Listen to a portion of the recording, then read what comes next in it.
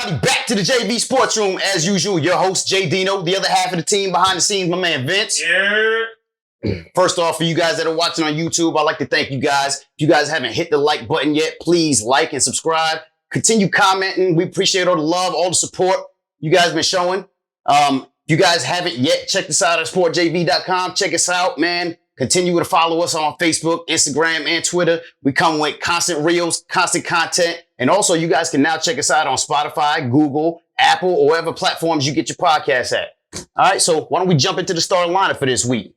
Over in the Kobe corner, holding it down. What's good? My man J Money, welcome back to the show. Yes, sir. Let's get it.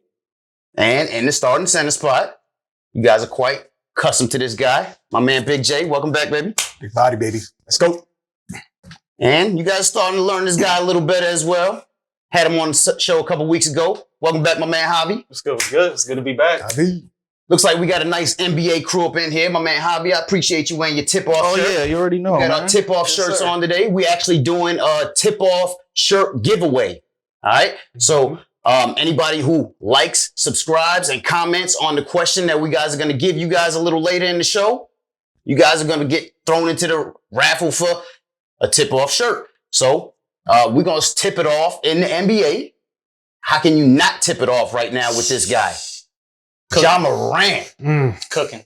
This guy, what is he doing to the league right now? 52 points. And that was after a 46-point game as well. You know what's crazy about that? The Grizzlies, they led as far as organization-wise the most games played before they had a player who dropped 50. And what's crazy about that, Ja Morant got 5 of the top 7 point scorer for that organization. That boy's just changing out the face of the organization right now. He really is, man. I don't know if it's Vince Carter or somebody, but who was called the human highlight reel. But I think Ja Morant is starting to take claim that he's the new Mr. Highlight reel. He's must-see TV. Every time he's on the court, anything can happen. You know, whether it's a game winner, whether it's a head top on somebody's dome. Oh, man, Jacopoto, I'm sorry. Rest in peace. It's wild, man, what he's able to do. It's kind of a throwback in a way because he doesn't have another superstar next to him. It's pretty much him and a couple role players who, you know, are stepping their game up. It's amazing what he's able to do with this Memphis Grizzlies roster. Yeah, he's balling, man. I feel like he's emerged as everyone's almost favorite player to watch. Right. And this is compared to, you know, a lot of people like Steph, a lot of people like LeBron, like whoever you like.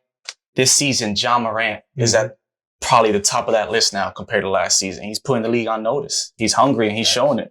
Hungry. Those Memphis Grizzlies seem to be hungry. Obviously, they have a great leader, but is it almost safe to say that the Memphis Grizzlies might be the favorite in the West right now? The injuries that the entire West has, you know, the Lakers losing AD, you know, Denver still doesn't have Jamal Murray and Michael Porter. They're supposed to be coming back. You know, Utah's been having their superstars in and out of the lineup. Obviously, CP3 and Draymond Green, you know, for Golden State and Phoenix. Like, is Memphis the healthiest, youngest, hungriest team at the top of the West right now? I'll say this. You mentioned the health part. If this team can stay healthy, if I'm the Memphis Grizzlies, if I'm Ja Morant, I do not fear any team in the Western Conference right now. My confidence level is high. You know, I feel comfortable going into any matchup. Whoever we get matched up with in the first round of playoffs, I feel confident with this team, with this roster, and with what Ja Morant is able to do on a night-in, night-out basis. Confidence has to be sky high. And then it's like, if the playoffs start right now, Memphis is going against the Nuggets. And if I'm Ja Morant, that whole Nuggets team, like Jay said, I'm not scared of the Nuggets at all. At all. Even with Jamal Murray and Michael Porter, I'm not scared of them. I'm not scared of that team. Michael Porter, he might be slightly overrated. I don't know. We're going to see when he gets back from this injury. But, you know, like Jay said, there's no crazy super team in the West like there has been in the last few years that you really got to fear. See, that could change easily because they're only 2 games behind Golden State right now. So they could be facing against Minnesota or Clippers come that time. We'll see how it goes. That's a fact. You know, so, I mean, it's a scary team to see in the first round. Yeah. I mean, the ability that, you know, they have at all different levels. Steven Adams, what he's able to do down in the block and controlling the paint and playing defense. And throwing touchdown passes. NFL, I don't know what you missed another That point. was like Tyler to DeAndre in the back right there. Yeah. Aquaman with an arm. I'm saying, like, Desmond Bane has been a surprise addition to this roster and what he's able to do to help this team grow. They got a lot of hungry talent, too, that I feel like people are just underestimating. They have 2 of the top 5 players with the most points per game increase from last season. You got John number 4 with 8 points a game and Bane number 3 with 8.5 a game. So they're cooking, man. Jaren Jackson's averaging almost 2.5 blocks a game. That's underrated. As a matter of fact, Memphis, I believe, is top 5 in the league in defense. And that's a huge tribute to Jaren Jackson, Aquaman in the middle, and just these young defensive players, man. It's what they were missing last year. We mentioned, they had Valanciunas last year. He was not really known, for his defense 100%, but with Steven Adams able to bring defensively, Jaren Jackson was out, missed the majority last season. Having him back, they have it at every single level. When you have a superstar player, anything is possible in the NBA. Yeah, it's great to see, man. I feel like, it's great to see this Memphis team be back on top 5 for most of the season defensively. Because if, we think back, when we used to watch Memphis with Rudy Gay, when we had Tony Allen, Tayshaun Prince, that Memphis team was just bullies. Bullies. Marcus Gasol. And they're a top 10, even at their worst, when they have bad games, they're still a top 10 defense. And I'm pretty sure for most of this season, they're also a top 5 offense. Yeah. And the one thing that people aren't realizing most when it comes to Memphis in that offense, in the West, they're putting up the most points per game at 113.9. That's a stat that they're not talking about. So they're just turning up, man. Jaren Jackson, 16 a game. Desmond Bane, probably like 17.5 a game. Melton is, I think, like top 15 in steals. And Dylan Brooks also missed a lot of games. And last year, he was cooking. That's what I was Dylan Brooks is a beast, and he's barely played. And they're doing all of this without Dylan Brooks. So, I mean, look for Memphis to continue, playing great ball as long as they stay healthy. I mean, is it safe to say that we'll look into this a little further into the show, but it's safe to say they could win the Western Conference? And, I don't want to steal anybody's pick, so we won't go there right now. We're not. But over in the East, though, we touched on a couple teams last week: Brooklyn and Miami and Boston, right? But one team we didn't really touch on, and they were the ones that made the biggest noise in free agency: Philly. It's playing great basketball. Scary. James Harden and Joel Embiid looking like they've played together before.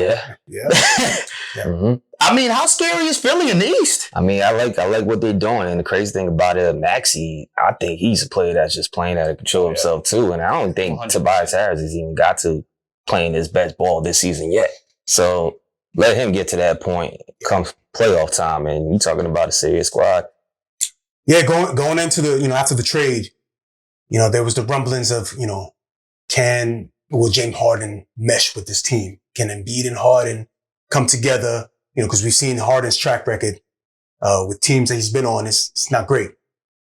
But, the point that I was bringing up, throughout the weeks was, do we not think that ownership and management didn't go to Embiid and say, hey, we're going to possibly trade for James Harden. How do you feel about it? You have to know that Embiid gave the blessing on this trade. He signed off. He definitely signed off on this trade. And especially because part of the deal was an extension. Harden had to take an extension for next year. So you don't think they're going to just bring him over and not ask Embiid, would you like to play with James Harden for another year and a half at least? Great point. So. Yeah, and this goes to show you why you do these deals.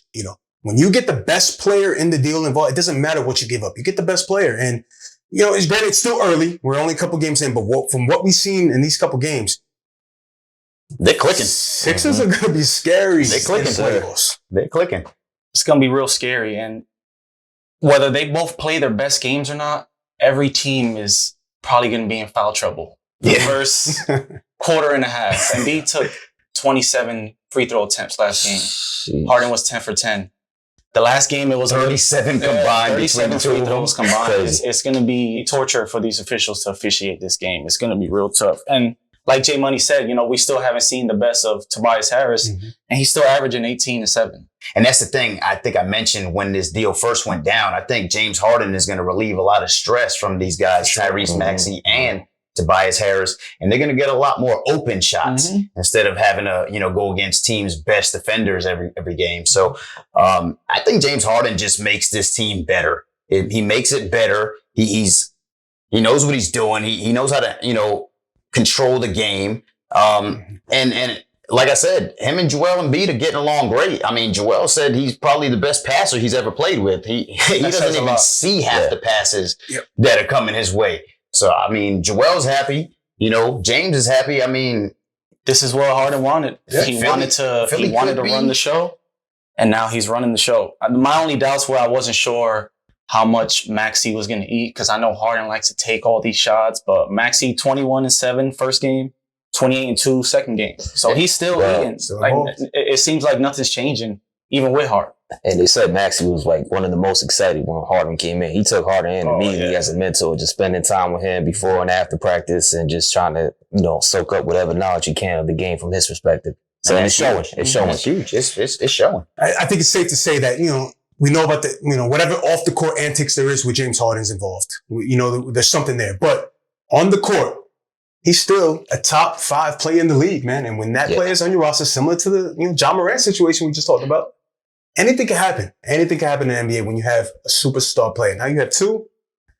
Let's see where Philly can go. It's going to be fun to watch. They definitely are going to have to get through those champion Milwaukee Bucks. Yeah. Another team we didn't really touch on last week. Let's touch it.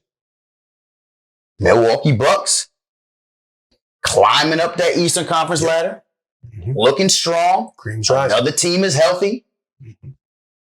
How you guys feel about Milwaukee possibly repeating? Shout out to my man Alex. That's his championship pick this year. I mean, Milwaukee, we touched it. It's a repeating drum here. When you have a superstar level player, anything can happen. Giannis is an MVP level player. Chris Middleton is an all-star. Drew Holiday is a great point guard in the league. But the player who constantly is getting slept on or not talked about enough, who's vital to this team, is what Bobby Portis Jr. is. Bobby Portis. Yeah. Cooking. Bobby just keeps cooking night in, night out. It's time to give Bobby some love. It's time to really start talking about this Milwaukee Bucks team in that conversation. Like you mentioned it, this is the defending champs. Yeah.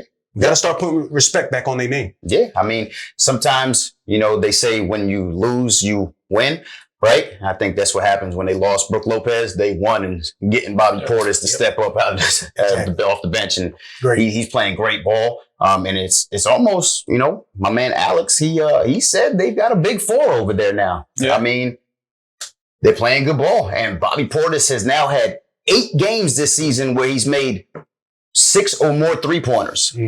That's huge coming from your starting center, especially when he's a great rebounder, as well. So I like what Milwaukee's doing. If you think about Milwaukee itself, you think about the East. I mean, leading up to the end of the season, it's going to be an interesting race. Only 4.5 games separate the 5th place team from the 1st place team. So it's going to be a tight race. I'm looking at you, Cleveland. Cleveland's not in the house today. You may get away with that one. Yeah, man. But I mean, Milwaukee, obviously, strong. Philly, strong. It's going to be a tight race in the East. Any other teams that you guys might like to possibly make some noise in these last 20 plus games?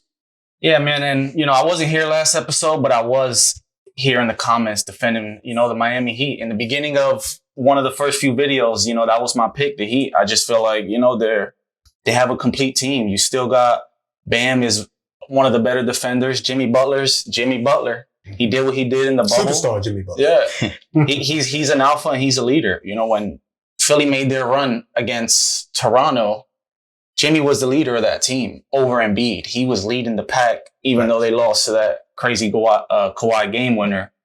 But I still think the Heat might be the favorite. It's tough to pick because everybody, like the first top 5 in the East, even maybe 6 with the Celtics, is just a tough call. Right. And I wouldn't put my money on any of them. I mean, I do like Boston a little bit. It seems like they are starting to come together. My biggest thing about Boston is they actually have a healthy Robert Williams for once. I think that's the biggest piece for them this year. Obviously, we've talked about, what Jason Tatum and Jaylen Brown can do. But the fact that they have that defender in the middle, I don't know his exact stats, but he's got to be top 5 in the league in block shots, right? Sure. So, Robert Williams, shout out to you for staying healthy, bro, because you are a difference maker, man. And Exactly. I like Boston possibly making a little bit of noise, at least giving one of these higher seeds a little bit of trouble in the first round. I like what the Celtics did with Derek White too. You know, I know Schroeder had his games where he was hooping and he did what he had to do, but Derek White is more of a playmaker, and I know he has his games where he gets like 2 steals, 3 steals. He's a good defensive, balanced player. And even you know, when I look and I see Grant Williams getting more minutes, Grant Williams might not do much on the stat sheet, but he's like just a defensive presence, like an Andre Roberson. You ain't gonna see much on the stat sheet, but he's a physical defensive presence. You know, surprisingly, they're a top defensive team in the league right now. So that, for me, that's a surprise. I didn't think the Celtics were going to turn it around the way they have the second half of the season, but you know, the Time Lord in the middle. Yeah, they're cooking. And shout out Al Horford. When Al Horford plays, Al Horford does a lot. There you go. It sounds 2022. Al Horford's still playing, but when he plays, you know, he plays his part. He has a high basketball IQ. He could be a difference maker if he's healthy. Yeah. And let's not sleep on a veteran team, the Toronto Raptors. Toronto Raptors are still playing great ball. You know, Fred VanVleet is leading his team, along with, you know, players who are stepping up like OG. Pascal Siakam is elevating his game. And we're seeing the emergence of Scotty Barnes, the rookie that they took this year. Big game the other night. You know, his ability to do some playmaking, some defense, get you some rebounds. That's another team that is going to continue to climb and going to continue to get better. They have veteran leadership, veteran head coach who's been to the dance, who has championship under his belt. East is tough. I think East is tough. East is a tough call. This is, you can look down the list and say 1, 2, 3, 4, 5 teams that nobody's going to argue with. Nope. You know, if you take them. So let me put a question out to the room. Considering that the mandate may be lifted up in New York with the vaccine, come playoff time, if Brooklyn's healthy, is that the scariest? Let's say they're 7th or 8th seed, scariest 7th or 8th seed that any team want to see the playoffs? I think that's safe to say. Yeah. I think that's safe to say. I agree for sure. I mean, I agree. It's going to be tough to see what happens. You know, it is. We don't know what's going to happen. And it's like, if it doesn't happen, at least they're the 8th seed and they're going to play more away games. So you'll have Kyrie more. So if the mandate stays, at least he'll play a little bit more. But without that mandate lifted, I just don't, there's no way they could win with Kyrie staying home. So Kyrie, they can make it far, but he's of course, the difference maker for me. So a little something about Kyrie not playing in New York. He's given up $11.7 million of his contract of home games he's missed to this date. Yeah. 12 mil still to me. But Yeah. so hey, maybe not. Between him and Ben Simmons, you can buy a mansion. All the money they've thrown away this year. what may come back and bite them in the butt here is, you know, we've seen it with past super teams get put together. You know, that camaraderie, you know, they haven't really played together. You know, even the main core of, you know, Durant and Kyrie, you know, we really haven't seen them on the court together at the same time. So that may be their X factor is how much camaraderie they have if they do get Ben Simmons back healthy. Correct. You know, with the additions of Steph Curry and Andre Drummond. I mean, they are winning games though. So, and man, that's a scary 18. Yeah. Man. That's a scary AFC. That was a tough part about, you know, when Harden left. In a way, I feel like they didn't give it enough time, even though they lost Kyrie, because Harden, KD, and Kyrie literally barely played a good amount of games together. And when they did play, they were cooking people. Last year, I think it was only 2 out of the 3 stars they had, and they beat Milwaukee bad in the playoffs. Then, you know, when I think Harden got hurt or whoever it was, and it was just KD, they lost. But when they had 2 out of the 3 stars, they beat down the champs from last year. And you mentioned the champs from last year, and that actually takes us straight to the Who You Got segment of the show. Who you guys got? I mean, we're going to talk about basketball this time. Who you got? Basketball. I don't even know who I got. Honestly. All right, well, this segment of Who You Got, we're going to do a little bit different. This segment of Who You Got, I want to know who you all got and who you guys got in your NBA finals. And if you're willing to reveal your NBA champion, feel free. All right, so this is where we're giving off our tip-off shirt. All right, we need you to like, subscribe, and leave your NBA champion or NBA championship finals in the comments. All right, so we're going to tip it off. My man in the corner, since you got the tip-off shirt, I want to know who you got in your NBA Finals, Javi. All right, man. This is who I got. But I have one thing I'm going to add. This is who I got if both teams are healthy. Okay. I'm breaking the rules. But I got the Heat. Breaker here. I got the Heat versus the Suns in the finals. If everybody's healthy, I feel like, CP3 and the Suns have a chip on their shoulder the way they went down last year. Without CP3, they had Chris Paul last year. I think the Suns could have did it.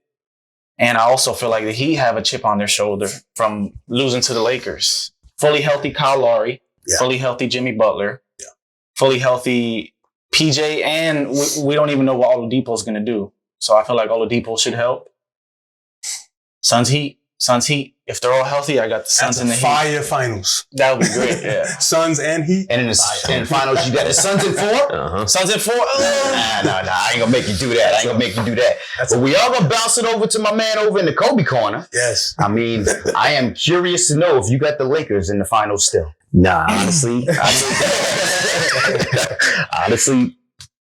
I think we could get in that play-in, but I don't think we're strong enough to even have the adversity for what we've been showing to win a 7-game series at all. So that's me being a Lake fan, just putting it out there. But who I got? That's the segment of the show. I'm gonna go left on this one here. I'm gonna get crazy with it, just for fun, right? And let's say the city of New York lifts up that mandate. Kyrie could play some home games. Ben Simmons can play at that superstar caliber level. That team is gonna be scary. I agree. I think that team makes a run in the East, finds a way in the finals, playing on the opposite side of the brackets where them and Philly meet.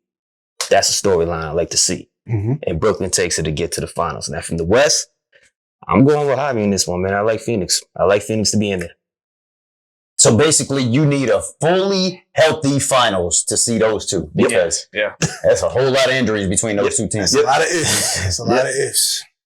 Tell them. Let me paint this picture for y'all. All right? Let me paint this picture for y'all. This is going off the wall right here. Y'all call me crazy in the comments. All right? In the East. Call them crazy in the comments. In the East, right? We talked about it. We talked about them. 2 superstar level players. Yeah, I'm an Eagles fan, but I'm not a Sixers fan. But at the same time, I'm taking the Philadelphia 76ers represent the Eastern Conference in the finals with James Harden, Embiid, and them boys. We talked about it. It's going to be tough. They're going to have to beat the Bucks to get there, and they will. All right, now in the West, I'm going to go a little off the wall here. I want to first of all give a shout out because a couple shows ago, a gentleman sat right here and said this particular player has arrived, all right, and said he's the MVP of the league. I'm going to give a shout out to you, Jarvis. I'm taking Memphis Grizzlies, Ja Morant, and them boys to represent the West in the finals. I like it. Shout out to Jarvis. I didn't believe it when you said it, Yo, but I believe it now. That was a while back. that was a few shows back, man. Jarvis said it. Ja Morant has arrived. Oh, he saw the writing on the wall, boy. I mentioned it earlier. If I'm in the city of Memphis, I do not fear anybody out of this Western Conference. Ja Morant and the Memphis Grizzlies versus Philadelphia 76ers. That's my finals. Can't front. That's a fun finals. And I can't front. Took one of my picks. Ooh, okay. I'm not going to lie. I like Philly in the finals too. Let's go, my man. Like, that addition of James Harden makes that entire team better. Yep. I think the only team that could possibly stop them, if they're fully healthy and fully vaccinated, is Brooklyn, because they have Andre Drummond, a great big man in the middle, that can actually give Joel Embiid a hard time, especially since he played with them. Right. I think Brooklyn beats Milwaukee without a problem. I'm sorry to say it. Yeah. But, I mean, Brooklyn beat Milwaukee the other day without KD or Simmons. Right. Easily. Brooklyn takes out Milwaukee. Now, Brooklyn and Philly in the finals. I don't think Brooklyn can stay fully healthy for 7 games of a finals at all.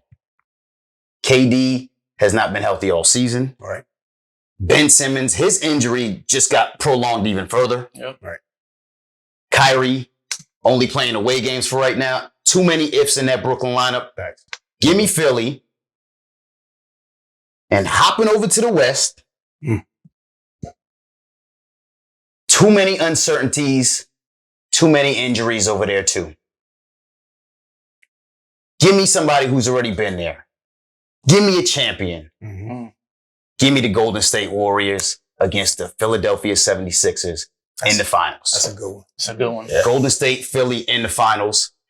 But I like the picks, man. You know, I do like Philly. And shout out Doc Rivers. You know, Doc Rivers is a Hall of Fame legendary coach. He's the only coach to blow 3 3-1 leads in playoff history. It's never been done. Hold on, to below 3 3-1 leads. Come on, Doc. I don't know if it'll ever be done again. Hey, man. So shout out Doc Rivers. Hopefully they're not up 3-1 this year in the playoffs. 3-3-1. Your son's a hooper. Shout out Doc. Man. Yeah, Shout out if he Doc. up 3-1, he just go into the locker room after that. What? Shout out Doc. Who y'all got? You guys share it in the comments. Yeah. Let us know. Get yourself in that raffle, Yeah. man. Get in that drawing. Get a tip-off shirt. And I read something earlier that's pretty interesting. You know, Lakers are waiving DeAndre Jordan for DJ Augustine. And the favorite is Philly to sign him. So Philly got their backup center right now. DeAndre The Jordan. backup center that they lost. So Probably you know heading to what? Philly. I that makes me I'm like not mad Philly at it. even Yeah, more. I'm not mad at it. They said LeBron wants to win a title. He should take less money and go back to Cleveland with that young group. All right, so let's lay the land out again. So you got Healthy, Suns, Heat. Suns, Heat. Golden State, Philly. Philly, Memphis. Healthy. Brooklyn Suns. Okay. Like, subscribe, leave a comment on who you guys got. Mm-hmm. All right, we're going to touch it back into the NFL now. Not a whole lot going on, but so we wanted to spark it off with a fire NBA section. But in the NFL, outside of the combine coming up, which you guys definitely should check out on starting Thursday through Sunday. But also what's going on over in Arizona? Like you got a whole Kyler situation, whole saga going on over there right now. Yeah. You know, they try to keep things under the wraps and not put it so public. You know, back early this month, Kyler unfollowed him in social media. You know, he was a little upset with some things going on internally regarding his contract. As of this Monday, his agent, Eric Burkhart, sent a statement to the Cardinals brass requesting that Kyler be in line with the current QB market. So for y'all to get a perspective, right? Kyler coming off his third season, going to his fourth year. Rookie contracts, in his case, you know, fully guaranteed for the first 4 years. Fifth year is, you know, there's the option there where he can be extended or he can play for the 5th year option. This year, he's set to make a base salary of $965K with a $4.5 million bonus, which is fully guaranteed, paid off in the 5th day of the league year, which is only a couple weeks away. In this case, and being in line with the current QB market, I'm going to ask y'all some questions about it, but I honestly think Kyler, I get securing the bag, but I think he might be playing himself in this situation, right? You know, someone I take into context like Lamar Jackson, you think. He doesn't have an agent, right? Right. He's gambling on himself right now. He's delaying his extension on a purpose. And to me, I think, you know, a lot of people think about Lamar, right? He's more high risk for injury with the way he plays the game. But he's all right with the 5th year option. So if you think about the 5th year option in Lamar's case, which is going to give him $23 million, by playing through next year, this guy's set to make $40 to $45 million a year. It's true. So getting this extension, this current QB market to be in line in terms of the average, Kyler might get like 25, right? Yeah, I mean, I'm sure there's going to be a structure increase. But if I'm the Cardinals, I'm like, all right, fine, take it. You know, he wants to be there. He wants to win a Super Bowl there. But if you think about his accomplishments, 3 years, Rookie of the Year, 2 Pro Bowls, first playoff appearance last year, this past year, actually. Let me ask y'all a question, though. With those accomplishments, do y'all see Kyler as a top 5 quarterback, though, to go through all this controversy right now? Kyler, top 5 quarterback in the terms of, you know. Should he be paid as a top 5 quarterback as of right now? I Has he significantly improved his game coming out of college to where he's at now to go through all that he's going through right now? I think it's kind of like a loaded question to me because I agree. I think from what Kyler is able to bring since coming from the college into the NFL, You know, we've seen the electric play, you know, what he's able to do with his feet, his arm. You know, I think, yes, in terms of pay, he should be paid because just we see the trend. You know, the way that the NFL works is whoever the next man up quarterback wise, it's just going to reset the market. You know, we saw it with Dak and Carson Wentz, you know, they reset the market. So the NFL is always going to pay the quarterback. You know, it's a quarterback league, and a quarterback's always going to get paid. Now, whether it is he deserves it, I think that's the question that, you know, where it gets interesting. Think about Kyler, you know, you mentioned his accolades or lack thereof. You know, I think at the same time, I think we need to point the camera towards, you know, his head coach. Is his head coach setting him up for success or for failure? You know, you mentioned, you know, Lamar Jackson. You know, we know what John Harbaugh was able to do as a head coach. You know, Arizona bringing in Cliff Kingsbury a couple years ago, it got scrutinized because, yeah, you know, he's a young, you know, the NFL, you know, we talk about trends. The NFL is into young-minded, you know, offensive-minded coaches. You know, Cliff Kingsbury coming from college was that. He was a young, offensive-minded head coach. But the trick was that he didn't win in college. Yeah, he didn't win at Texas Tech, you know, coming into the league. So he wasn't a winner coming in. So I'm thinking, you know, the quarterback's best friend should be the head coach or the offensive play caller. You know, I think something's missing there between Kyler and the head coach. You know, you mentioned the playoff appearance. You know, you're out with DeAndre Hopkins for the majority of the end of the season. Yep. Yeah, granted, his play has gone up and down, but I still think what he's able to bring offensively with his legs and his arm, I think he should be in line with that next level of money. I think he deserves it. I couldn't agree more. He definitely deserves it. He deserves it. He's a winner. And his coach isn't necessarily a winner. You know what I'm saying? So maybe it is the coach's fault. You know, I definitely feel when he's on the field, he deserves every penny he's given. And do I feel like he's cutting himself short by not waiting until next year? Yeah, very much so. Because he could definitely, he's not going to make Patty Mahomes money. He set the precedent. He set the bar, right? Yes. But he could definitely make somewhere in between what he could make this year and there next year. And I definitely think he should wait. He's cut himself a little bit short. I agree with everything you're saying. And he's definitely shortchanging himself right now. And the fact that y'all both talked about the coach, which just gets me to question the situation. Cliff Kingsbury. You know who's agent? Eric Burkhardt. Same agent as Kyler. Now it's the coach trying to secure his positions for success to bring this up. So there's a lot of like internal stuff that to me that's interest. You know, but they're not telling you that on ESPN and all these little outlets you watching. Yeah. But we're gonna let you know. It's interesting. It's interesting. But I mean, while we're on the topic of quarterbacks, we mentioned the combine coming up. Yep. Something we definitely got to look forward to. So on Friday, you got the offensive line, running backs, and special teams doing their drills. And Saturday, you got the D-line, and you got the linebackers, where Sunday, you got the cornerbacks. So that's the schedule for y'all. You know what I'm saying? Peep it. NFL Network, they do live coverage throughout this whole time. So it's going to be a fun time. But on the quarterbacks, you know, let's break down to some cats we're interested in seeing testing out in this combine. Yeah, absolutely. I know Matt Corral, we're not going to see there. Because he's waiting for his pro day. But somebody who I'm interested in seeing, the all-time leader in passing yards for Pitt, Kenny Pickett. I'm looking to see him at the combine for sure. Yeah, we saw him in the Senior Bowl, lighting up the Senior Bowl. Talks was coming high that he looked good in the Senior Bowl. He's definitely in that conversation for top QB taken. I don't think there's really a standout, quarterback, like number one stamped quarterback in this class. It's going to be a couple guys that make it. A guy I like to see how he tests out is Sam Howell. Sam Howell, the UNC quarterback. Yeah. 3 years of 3,000 plus yards throwing the ball. Think about, Sam Howell that people don't realize he's a rushing quarterback. He does a lot of his damage through the ground. Much like Kyler. Yeah. This year was a little bit of down year for him, which is why he's not getting a lot of praise. But, people don't realize, he lost to his starting running backs with Javonte Williams, who we all love, Javonte Williams, and Michael Carter.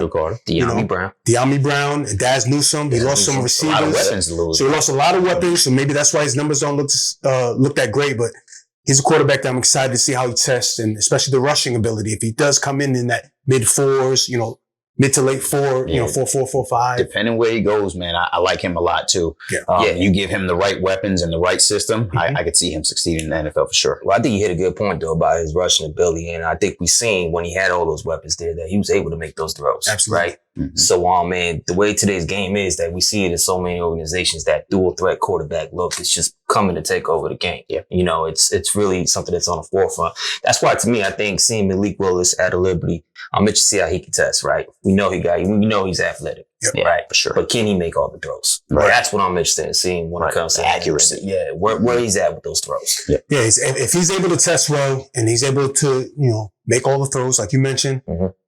he could be the guy. He could be the guy where the ceiling is the highest.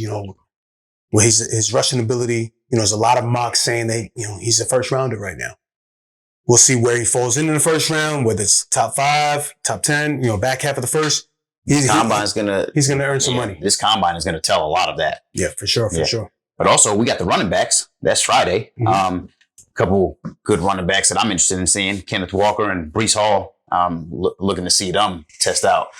Yeah, for sure. This running back class in a whole, it's interesting. This could be a very great class, or it could be a very average class. Mm-hmm. We'll see how they test, especially after the combine and into the pro days.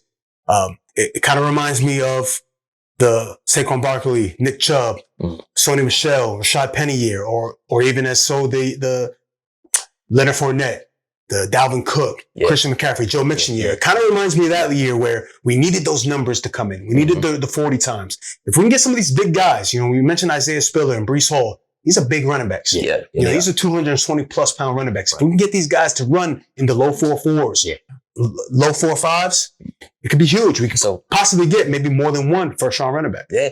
Hey, you know what? Let me let y'all know, man. Like this is my time. This is my time of the year. I love it. When we talk about these running backs, like the guys you mentioned, that to me, I think that's the top tier, right? Yeah. That's the top tier. I don't think this running back class is really deep. But where the gems at? So to me, man, I think the guy that could make the most impact for his draft value right now, they got him as a late day 2, early day 3 type pick. I'm curious to see what Tyler Algier can do. 5'11", 220 junior out of BYU, 3 straight 1,000-yard rushing seasons, 49 touchdowns. This cat had a 10% target rate in college. To me, those numbers speak every down back capability. Yeah, I think he can make the most impact for his draft stock. I'm not gonna lie, I had my eye on him since the beginning of the season myself, man. That's good. That's good. I'm telling you. Number 25. I like him. A guy I like that I like Isaiah Spiller, but a guy that I think this combine can really elevate into that. Right now, he's in that top 3 conversation, but Kenneth Walker out of Michigan State, if he can show the ability to catch the ball consistently, because that's one thing he's lacking. He had 2 years in Wake Forest, and then he transferred to Michigan State. He's the nation's second leading rusher with 1,600 rushing yards with 19 touchdowns. That's my guy. But he did not catch the ball. And in this modern NFL, you got to have the ability to catch the ball. So if he can show consistency catching the ball, he could be in that conversation as the first running back off the board. Hey, Michigan State gave us Le'Veon Bell. That's a fact. You think about it on Thursday, you got the wide receivers doing their drills. So, Thursday's going to be fun, actually. You got the QBs, tight ends, and wide receiver. But who y'all like for the wide receivers? Not going to lie, man. I'm a little disappointed. Obviously, he took a tough injury towards the end of the season. But I wanted to see Jamison Williams. Oh, man, I wanted to see his combine. I agree with you 100%. Yeah. Similar to the running backs in this case, this wide receiver class, it can go any way. If we can get, difference with this wide receiver class from passes, we get a lot of big bodies in this class. Big body boys are definitely here making a statement. A lot of guys 6 foot and up, 6'5". So if we can get these numbers, these wide receiver 40 times, like I say, in them low 4.4s, you mentioned, Jameson Williams, he's not going to be able to test. Another guy that may or may not test, but George Pickens out of Georgia. Yeah. And a guy I know we also like is Justin Ross out of Clemson. We'll see if these guys coming off of injuries, if they test or not. But a guy I like is kind of under the radar, could get himself in that conversation for, a late first, maybe a second round wide receiver drafted would be David Bell. Out of Purdue, 6'2". We'll see where he weighs in. Right now, we got him at like 205. Yeah. 18-year-old breakout age. This past year, he had 93 receptions, over 1,200 receiving yards, and 6 touchdowns. He's a guy to look for and see how he tests. Like I said, it all comes down to the numbers, where these guys run, the rushing times. If they can get him in the low 4.4s is what we're looking for. Yeah. You know, you mentioned how it's a lot of big body receivers, right? Yep. 6 foot and over. That's why I'm actually interested to see another player test out, and I'm going to go on the other side, under 6 feet, right? Penn State, Jahan Dotson, 5'11", 185, junior, 143 receptions, 2,066 yards, 20 touchdowns in last season. The thing that's most impressive about him to me, he got a dominator rating of 44%, which is like in the 90th percentile. A catch rate that puts him in 95th percentile in terms of target share as well. Yeah. Out of these wide receivers coming out. I mean, you know, you got to think about it. Penn State gave us Allen Robinson. They gave us Chris Godwin. They bring some athletes to the league. They sure do. You know, so and if you watch his film, this guy plays taller than himself. There's some scrutiny about him not really being 5'11", kind of like the whole Devontae Smith noise like last year. But I think, you know, when you think about it, like a Tyreek Hill, for instance, right? He came into the league, 5'11", 180 pounds. We've seen what he can do. Yeah, I think there's too much emphasis put on a receiver being like 6'1", 6'2" and above to be completely successful or Hall of Fame in the league. Can't teach speed. Can't teach speed. You can't teach natural talent. You can't teach heart. Facts. That's what I like about Jahan Dotson. Facts. I like that pick, man. And I mean, but you talked about also the wide receivers, but also tight ends that'll be gonna be at the combine that same day. I know somebody you got your eye on. Yeah, man. That boy. #1 tight end over in Colorado State. That boy Trey McBride. Yeah, Trey McBride, man. I mean, that boy's something right there. I mean, I think you know, he's a John Mackey Award winner, which goes to the best tight end. In 2021, he received that award. He was also given the unanimous All-American, so he was on that squad. And thing I like about him itself, if you think about unanimous All-American players, right? I'll just run down some names for y'all in the last 2 years that we've seen in the NFL that were also unanimous All-American. Kyle Pitts. Oh, I knew that was coming first. That was coming. I was talking tight end, so I might as well, right? I knew it. So Najee Harris, Jonathan Taylor, you got Joe Burrow, Jamar Chase, Chase Young, Isaiah Simmons, linebacker out there in Arizona with 159 tackles this year. Yes, sir. Patrick Surtain. I mean, these names now, you know, this is the generation that's coming up in the game. So, you know, that unanimous All-American speaks on. You know who else is on that this year going into this draft? Kenneth Walker got on this year. Breece Hall got on it last year. Yes, sir. So, yes, sir. Just little facts for y'all. These are guys, man. Names I mentioned. Trey McBride is definitely probably the gem of this tight end class. Another name that I definitely want to throw out there. It's kind of a 2-horse race for me. Is Jalen Watermeyer out of Texas A&M. Like big boy, man. Yeah. 6'6", 265, 3 years of 500 plus receiving yards.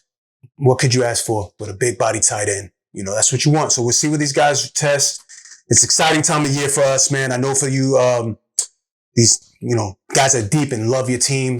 We're going to give you all the content you guys need, man, to get you, what do your team needs? You know, what these young up and coming talents. We're seeing what the NFL's thinking about changing. You know, news that broke a couple of weeks ago is the XFL and the NFL are coming together to merge and to work together. Dwayne "The Rock" Johnson, shout out to The Rock, boy. Making things happen, man. Taking the XFL, which was a dying brand, and now bringing life to the XFL, but also potentially bringing life to the NFL.